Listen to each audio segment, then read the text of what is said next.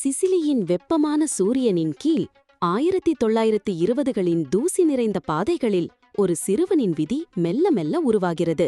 இதுவே மாஃபியா தி volt country. இந்த game ஒரு சாதாரண ப்ரீக்வல் அல்ல. இது முழு மாஃபியா தொடரின் வேர்கள் எங்கு பிறந்தது, அந்த மரபுகள் எப்படி பரவின, எப்படி பரிணாமமடைந்தது என்பதை காட்டும் ஒரு ஜன்னல். லாஸ்ட் ஹெவன், எம்பயர் பே, நியூ போர்டோ இவை அனைத்தும் அமெரிக்காவில் உருவான குற்றச் சாம்ராஜ்யத்தின் முகங்கள்.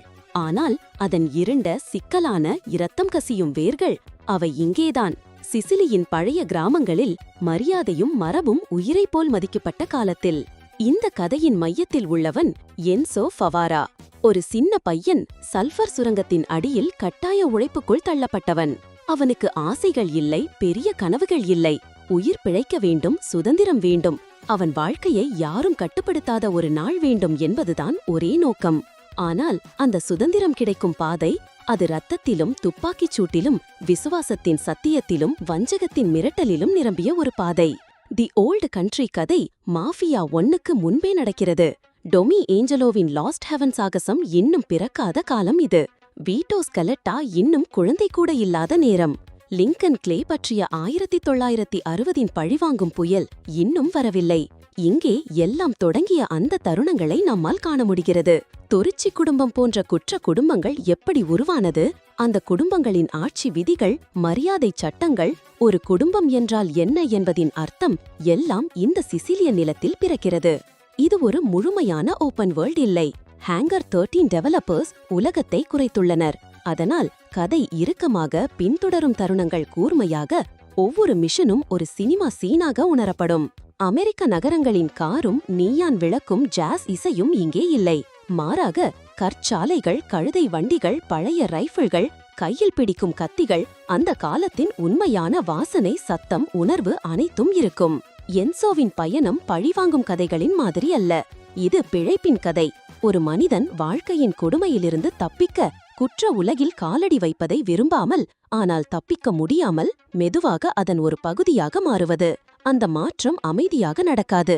ஒவ்வொரு படியிலும் அவன் உயிருக்கு ஆபத்து. விசுவாச சோதனைகள், எதிரியின் நிழல்கள். சில சமயம் நண்பன் போல தோன்றும் ஒருவரும் அடுத்த தருணத்தில் துப்பாக்கி சுடுவான். இது மாஃபியா தொடரின் ரசிகர்களுக்கு ஒரு பரிசு மாதிரி. முந்தைய கேம்களில் சொல்லப்பட்ட சிறு குறிப்புகள் இங்கே உயிர் பெறும். சாலியரி குடும்பம் பற்றி ஒரு மூடிய கதவு திறக்கும்.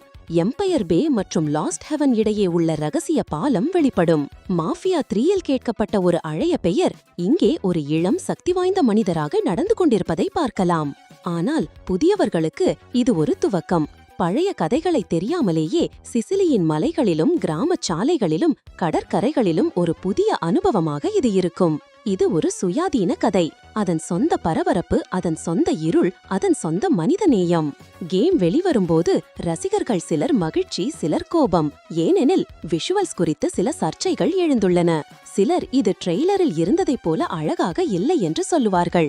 ஆனால் உண்மையான மாஃபியா ரசிகர் தெரிந்து கொள்வார், இந்த தொடரின் ஆவி அதன் கிராபிக்ஸில் அல்ல, அதன் கதையிலும், அதன் கதாபாத்திரங்களிலும் உள்ளது. என்சோவின் கண்களில் நாம் அந்த காலத்தை காணப்போகிறோம். ஒரு சிறுவன் சிசிலியின் சூரியனிலிருந்து நிழலுக்கு, நிழலிலிருந்து இருளுக்கு, இருளிலிருந்து அதிகாரத்துக்கு நடந்து செல்லும் பாதையை. ஒரு குடும்பத்தின் விதி, ஒரு நாட்டின் குற்ற மரபின் துவக்கம், ஒரு மனிதனின் உயிர் பிழைத்தலுக்கான போராட்டம். இவை அனைத்தும் ஒன்றாக சேர்ந்து மாஃபியா தொடரின் மிக பெரும் தொடக்க கதையாக மாறும். இந்த கேம் ஒரு ப்ரீக்வல் அல்ல, இது ஒரு விளக்கம். ஏன் டொமி ஏஞ்சலோ அந்த முடிவை எடுத்தான்?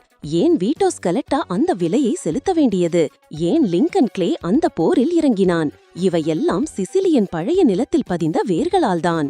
இப்போது நீங்க மாஃபியா தி ஓல்ட் கண்ட்ரி ஆடும்போது ஒரு கேள்வி உங்களை விட்டு போகாது. நீங்கள் உங்கள் குடும்பத்திற்கு எவ்வளவு விசுவாசமாக இருக்க முடியும்? அந்த விசுவாசம் உங்கள் வாழ்க்கையை அழித்தாலும்